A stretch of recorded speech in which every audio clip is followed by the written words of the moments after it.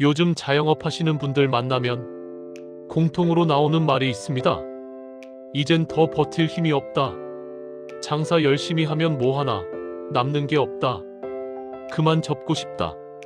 그런데 이 말이 게으른 사람들의 푸념일까요? 아닙니다. 지금 자영업이 무너지는 이유는 사장의 능력이나 노력 문제가 아니라 구조 자체가 처음부터 과밀로 출발했고 지금은 그 과밀이 한계까지 폭발했기 때문입니다. 제가 오늘 제일 먼저 결론부터 말씀드리겠습니다. 우리나라 자영업이 안 되는 근본 원인, 제일 큰 원인은 자영업이 너무 많다는 겁니다. 어떤 업종은 수요에 비해 업소 수가 3, 4배나 많습니다. 장사가 안 되는 게 이상한 게 아닙니다.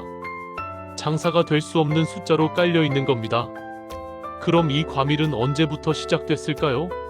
일부 자영업 과밀의 시작 1997 IMF 이후 퇴직 창업붐 1997년 IMF 외환위기 그때 어떤 일이 벌어졌습니까? 기업들은 구조조정에 들어가고 평생 직장이라 믿었던 사람들이 한순간에 일터에서 밀려났습니다.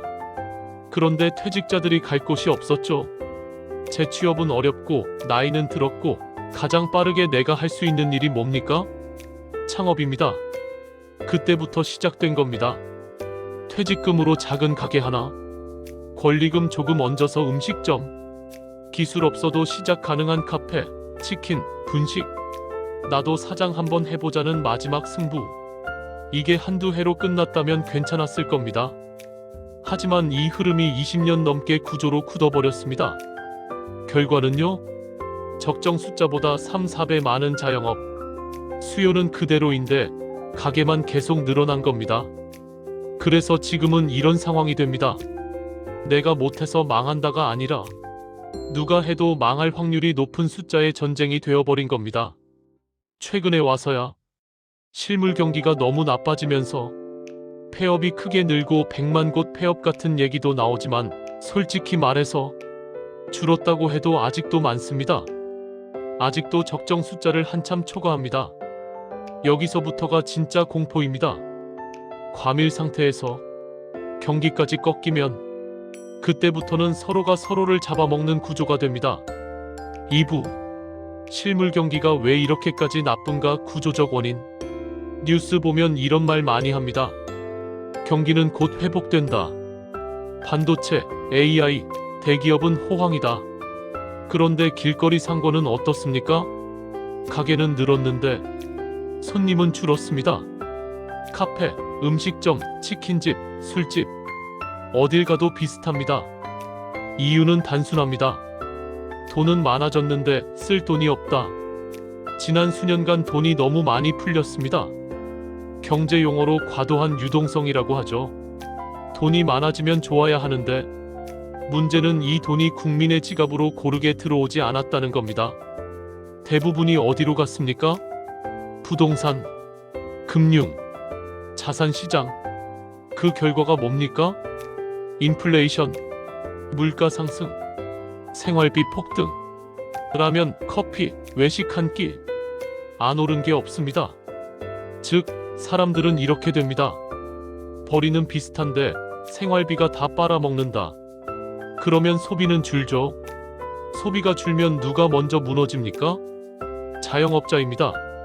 3부 물가는 오르는데 왜 금리는 못 올리는가? 여기서 많은 분들이 묻습니다. 그럼 금리 올려서 잡아야지 왜 안 올리냐? 문제는 올릴 수가 없다는 겁니다. 가계부채, PF 대출이 너무 많다.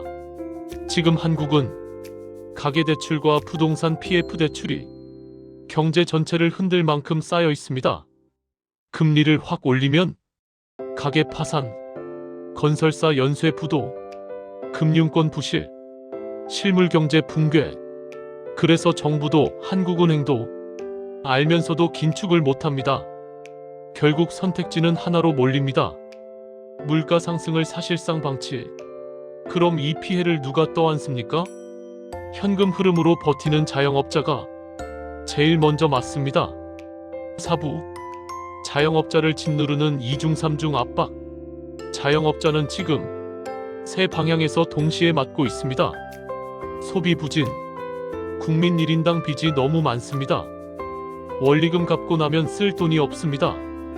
그래서 사람들은 무조건 줄입니다. 외식 줄이고, 커피 줄이고, 술자리 줄이고, 배달도 줄입니다. 과밀 상태인데 손님까지 줄면 남는 건 경쟁이 아니라 전쟁입니다. 원가 폭등, 재료비 상승, 인건비 상승, 전기가스 수도 공과금 상승, 임대료는 그대로 혹은 인상, 팔수록 남는 게 없는 구조가 됩니다. 가격을 올릴 수도 없다. 가격 올리면 손님이 끊깁니다. 그래서 자영업 현장에 이런 말이 나오죠. 장사는 하는데 통장은 마른다. 바쁘게 일했는데 빚만 늘었다. 오부. 대기업 호황? 낙수 효과는 없다. 뉴스에서는 말합니다. 수출 호조, 대기업 실적 개선. 그런데 자영업과 무슨 상관입니까? 예전엔 대기업이 잘 되면 협력업체, 임금, 소비로 이어졌습니다. 지금은 다릅니다.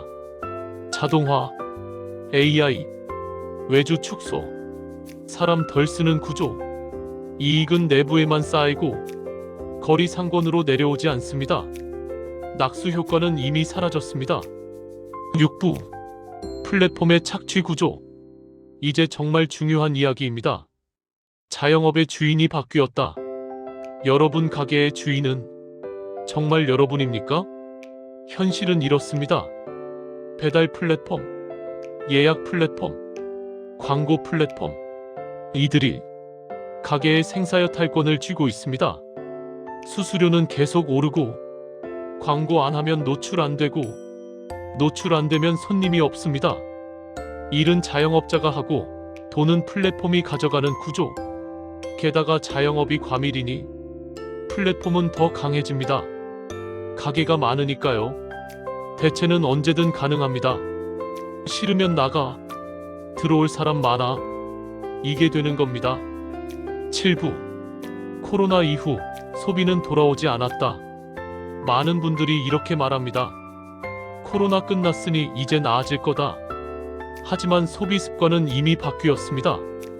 오프라인 온라인, 즉흥 소비 계획 소비, 외식 집밥, 모임 개인화.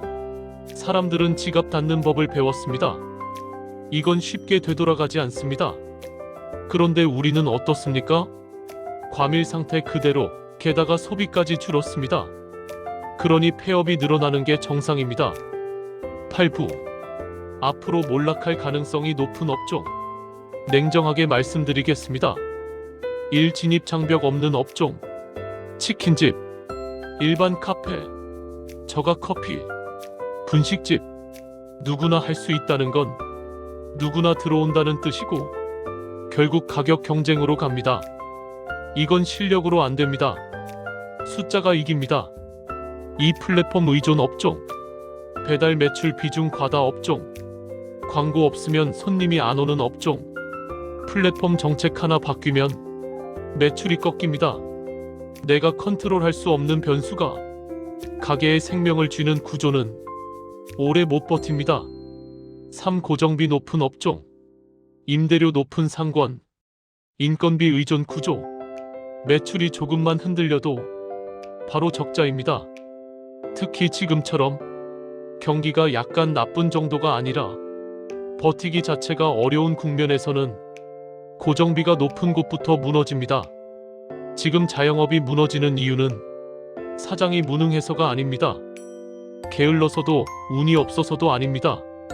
처음부터 수요 대비 3, 4배 많은 과밀 구조로 시작했고, 그 위에 소비 부진, 물가 상승, 금리 제약, 원가 폭등, 플랫폼 수수료, 낙수 효과 소멸. 이게 한꺼번에 덮친 겁니다. 이제 자영업은 열심히 하면 된다의 시대가 아닙니다. 구조를 읽고, 흐름을 보고, 위험을 피하는 선택. 이게 생존입니다.